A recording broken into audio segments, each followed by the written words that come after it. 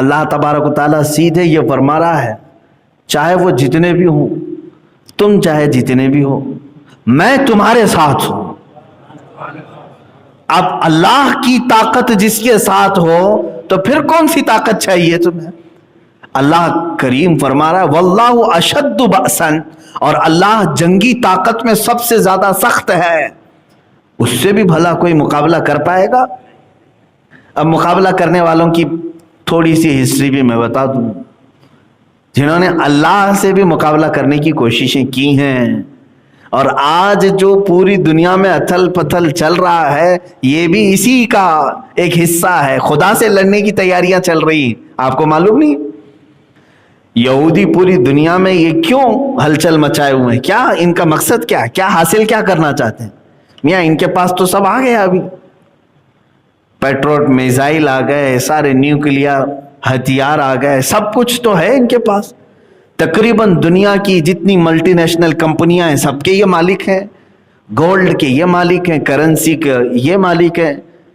دنیا میں آج جو بڑے بڑے ادارے ہیں، چاہے وہ UN کی شکل میں ہو، اس پر ان کی اجارہ داری ہے، ورلڈ بینک اس پر ان کا قبضہ ہے، ورلڈ ہیلتھ آرگنائزیشن جس کو آج کورونا میں بہت زیادہ پیش دیکھا گیا ہے، اس پر ان کا قبضہ ہے۔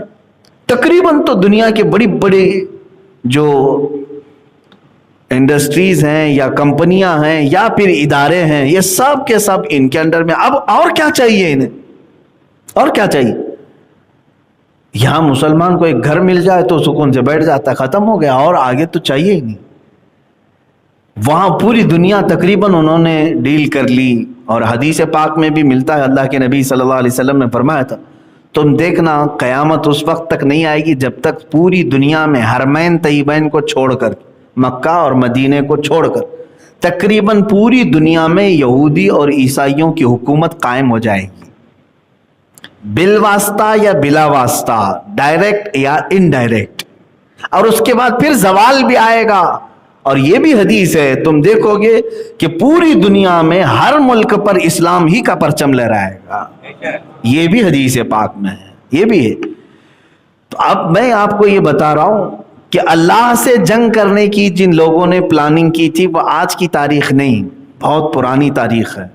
نمرود کا نام سنا ہوگا آپ نے، مقدس کتابوں میں جو ان کی مقدس کتابیں ہیں اس میں ملتا ہے ایک واقعہ کہ نمرود صرف ایک نہیں ہے، بہت سارے نمرود آئے۔ نمرود اصل میں نام نہیں ہوتا، بلکہ عراق کا جو بھی بادشاہ ہوتا تھا اسے نمرود کہا جاتا تھا۔ یہ ایک اصطلاح ہے، ڈیفینیشن یاد رکھ لیں آپ۔ قیصر و کسریٰ بھی نام سنتے رہتے ہیں آپ، میں نے اس کو کئی مرتبہ بتایا ہے، یہ نام نہیں ہے، یہ لقب ہے۔ جو ملک روم کا بادشاہ ہوتا ہے اس کو قیصر کہتے ہیں، اور جو ایران کا بادشاہ ہوتا اس کو کسریٰ کہتے تھے، اور جو مصر کا بادشاہ ہوتا تھا اس کو فرعون کہتے تھے۔ تقریباً 17-18 فرعون آئے ہیں، فرعون کئی ہیں، اسی طرح نمرود بھی بہت سارے آئے۔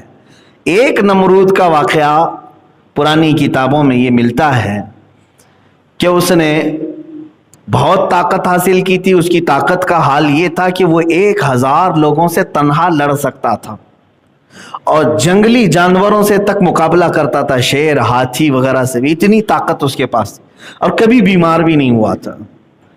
تو لوگوں میں اس کا چرچا ایسا تھا کہ ایسا لگتا ہے کہ یہ پورے انسانوں میں ایک الگ قسم کا انسان ہے، یہ انسان نہیں، یہ بھگوان ہے۔ جیسے لوگ آج سوچ لیتے ہیں تھوڑی سی شکتی زیادہ ہو جائے تو بھگوان ہو گیا، تھوڑا سا اگر پاور زیادہ ہو گیا تو بھگوان ہو گیا، جیسے اب ہمارا PM بھی قریب پہنچنے کے بھگوان کے۔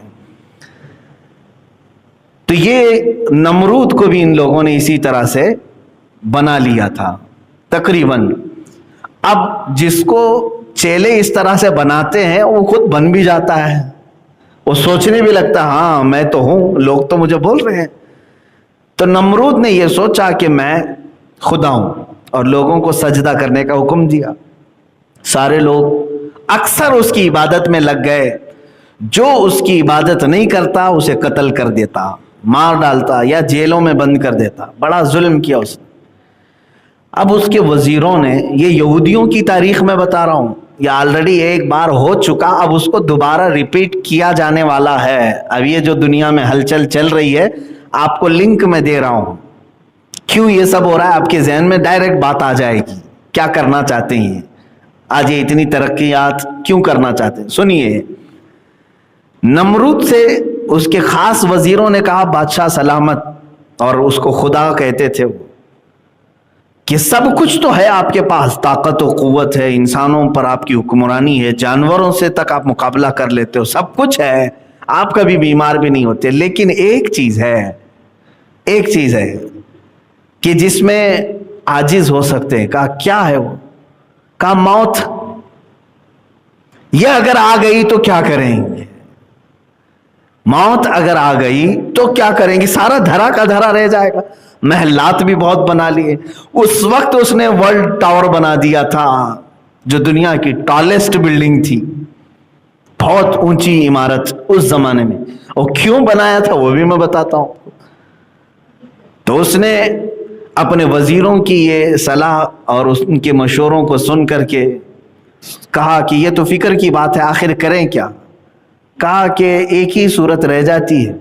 اب تقریباً دنیا آپ کی فالوور ہو چکی ہے، سارے انسانوں کو جمع کر لیں، سارے انسانوں کو ایک جگہ جمع کر لیتے ہیں اور سب انسانوں کو فوجی بناتے ہیں، سارے انسانوں کو فوجی بناتے ہیں اور ان سب کو لے کر کے خدا سے لڑتے ہیں.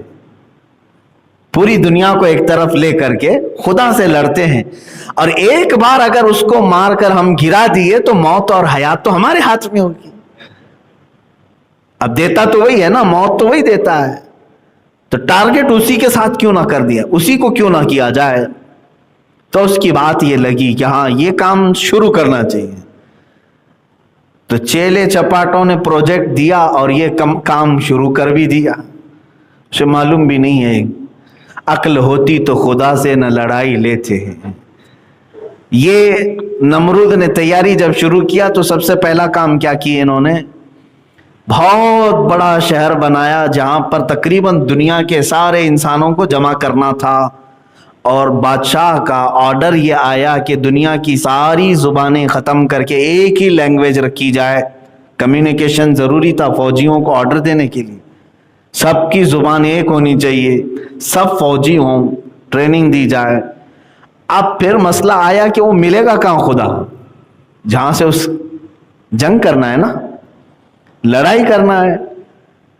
اب اس کے فرشتے بھی ہیں، اس کی طاقت و قوت بھی ہے، کیسے اس کے ساتھ لڑائی کی جائے؟ میرے عزیزو، یہ عجیب سی مزے کی بات ہے کہ دنیا نے یہ تک سوچ لیا اپنے ہی پیدا کرنے والے کے ساتھ لڑائی کے لیے.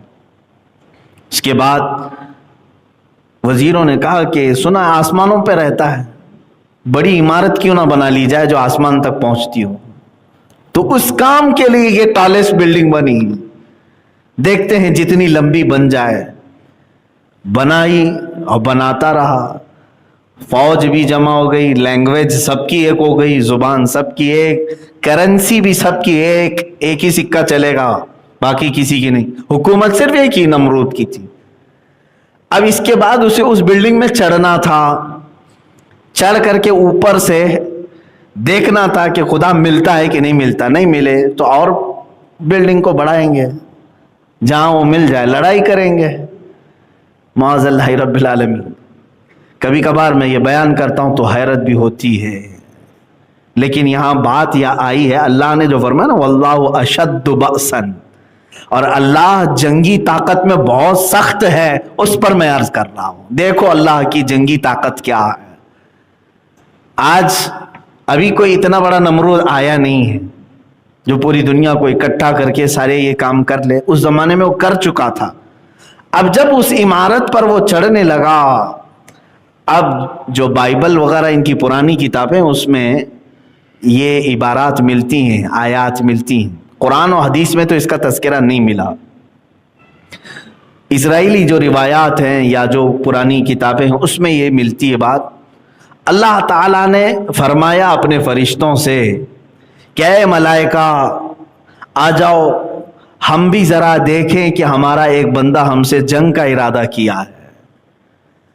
اللہ تبارک و تعالیٰ نے فرشتوں سے فرمایا تو ملائکہ سب کے سب اللہ کی بارگاہ میں عرض کرنے لگے کہ اے رب ذوالجلال، ایسے شخص کو کیوں نہ ہم ہلاک و برباد کریں۔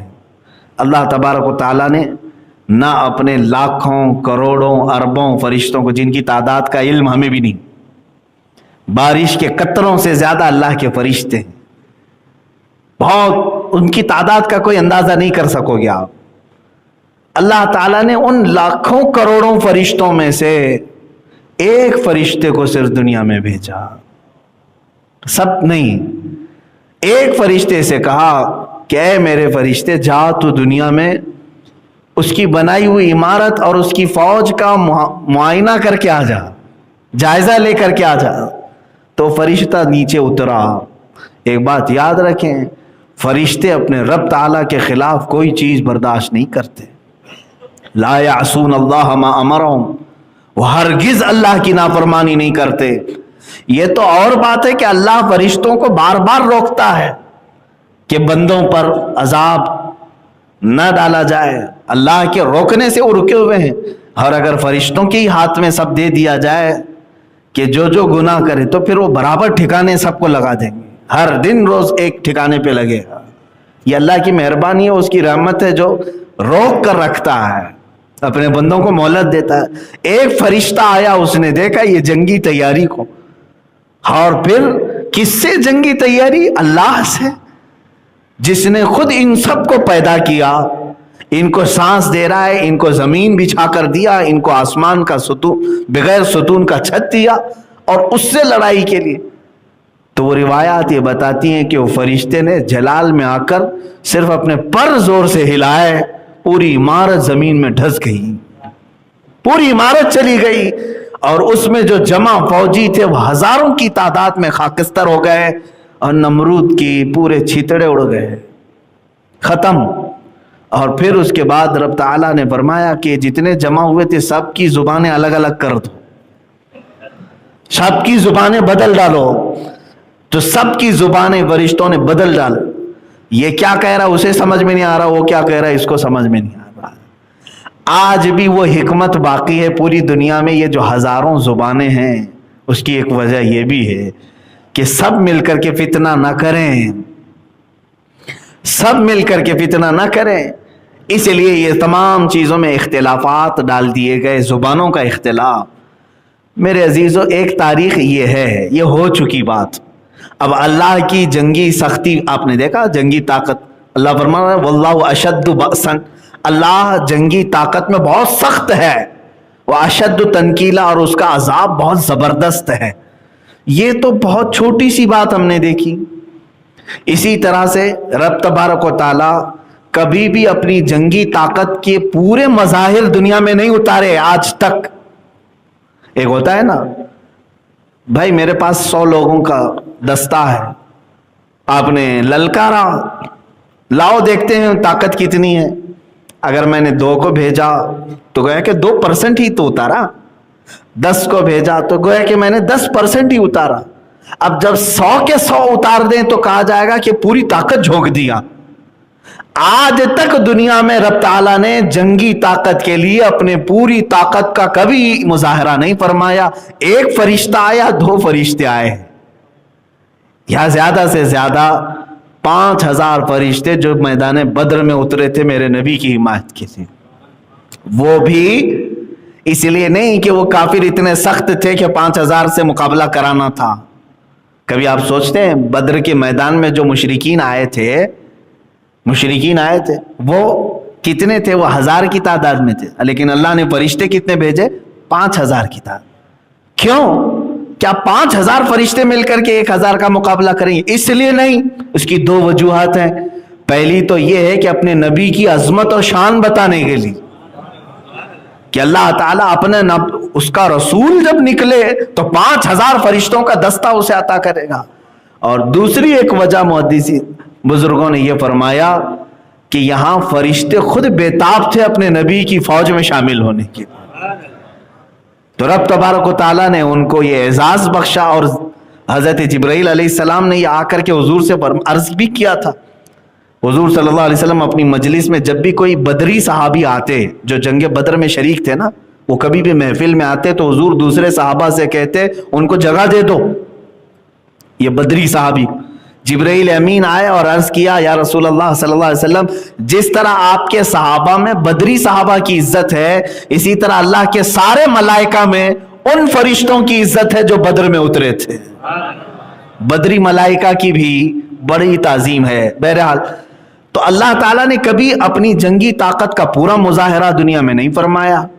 ایک وہ بادشاہ تھا جو ابرہہ خانہ کعبہ کو ڈھانے کے لیے نکلا تھا اور ہاتھیوں کی فوج لے کر کے آیا اور پورے خانہ کعبہ کو ختم کرنے کے لیے اس نے اتنا بڑا لشکر جمع کیا تھا. اتنے بڑے بڑے ہاتھی تھے, اس میں سے ایک ہاتھی بھی اگر کسی گھر کو مار دے تو گھر ٹوٹ جائے. زبردست ہاتھیوں. لیکن ان کے ساتھ کیا ہوا؟ الم تر کیف فعل ربک باصحاب الفیل. اللہ فرماتا ہے محبوب کیا آپ نے نہیں دیکھا ہاتھی والوں کے ساتھ اللہ نے کیا معاملہ کیا؟ کیا کیا؟ بس چھوٹی چھوٹی چڑیوں کو بھیجا, وہ بھی کیا دے کر کے؟ بم بارود دے کر کے نہیں, میزائل دے کر کے نہیں کہ فوج آئی ہے جاؤ میزائل ڈال دو. چھوٹی کنکریاں اور وہ ابابیل چڑیاں اوپر سے جب کنکری گراتی تھی, 3 کنکری ہر چڑیا کے پاس تھی, 2 پیروں میں ایک چونچ, جیسے ہی وہ ڈالتی تھی جس ہاتھی پر وہ کنکری گرتی اس کا پیٹ پھٹ جاتا اور آگ لگ جاتی تھی. یہ بھی تو میزائل ہی ہے.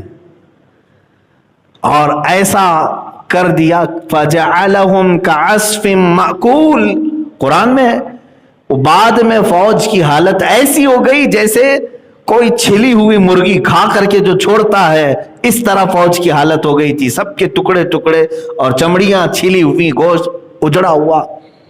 یہ اللہ تبارک و تعالیٰ کی جنگی طاقت ہے کہ جب وہ بھیجتا ہے تو بہت چھوٹی سی چیزوں کو بھیجتا ہے لیکن بڑی سے بڑی تباہی آ جائے گی. اب میں آپ کو بتا رہا ہوں میرے عزیزوں, اللہ نے جب تمہیں یہ وعدہ فرمایا ہے کہ میں تمہارے ساتھ ہوں اور اللہ کی جنگی طاقت بہت مضبوط ہے, بہت زبردست ہے, تو خوف کس بات کا؟ اسی لیے اعلیٰ حضرت فاضل بریلوی رحمۃ اللہ تعالی علیہ نے فرمایا خوف نہ رکھ رضا ذرا, تو ہے عبد مصطفیٰ, تیرے لیے امان ہے, تیرے لیے امان ہے. ہمارے لیے یہ وعدہ کیا ہے اللہ تعالیٰ نے, لیکن ہمارے لیے اب حالات ایسے ہو گئے کہ سب کو بزدل بنایا جا رہا ہے. خوف, ڈر. میں بھی چند دن قبل عورتوں کی وہ یہ بیان بھی کر رہا تھا, میں نے اسلام کی وہ عورتیں بھی پڑھی تاریخ میں کہ دن میں کئی مرتبہ وہ ننگے ہاتھ سے تلوار کو پوچھتی تھی, صاف کرتی تھی اپنے شوہروں کو پکڑانے کے لیے, اپنے بیٹوں کو اور اپنے بھائیوں کو دینے کے لیے. وہ خواتین ایسی تھی کہ ان کی ہتھیلیاں ہمیشہ تلوار کی دھار سے کٹی رہتی تھی, تلوار کی دھار سے کٹی رہتی تھی. یہ ہماری ماؤں کی تاریخ ہے کہ وہ اپنے ننگے ہاتھ سے تلوار کو یوں پوچھتی تھی کہ کبھی ان کو احساس تک نہیں ہوتا, اور وہ اپنے شوہروں کو پکڑاتی, وہ اپنے بیٹوں کو اور اپنے بھائیوں کو.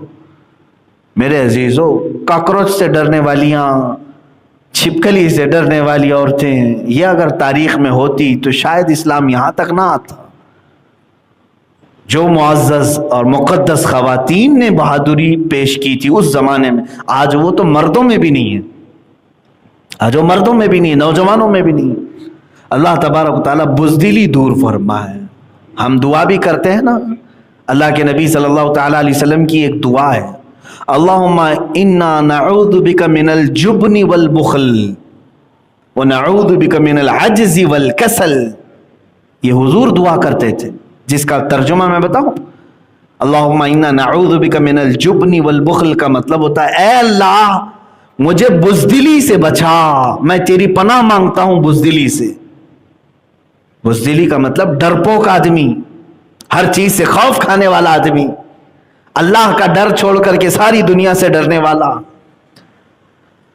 اور حضور جب پناہ مانگتے تھے اس چیز سے تو اندازہ کرو کہ یہ کتنی خطرناک چیز ہے, مردوں کے اندر تو ہونا بھی نہیں چاہیے. اب یہاں اللہ تعالیٰ کے یہ وعدے, یہ ساری چیزیں میں نے آپ کے سامنے رکھ دیا کہ اس کی جنگی طاقت کس قدر سخت ہے, لیکن کس کے لیے؟ جو اٹھا اس کے لیے ہے.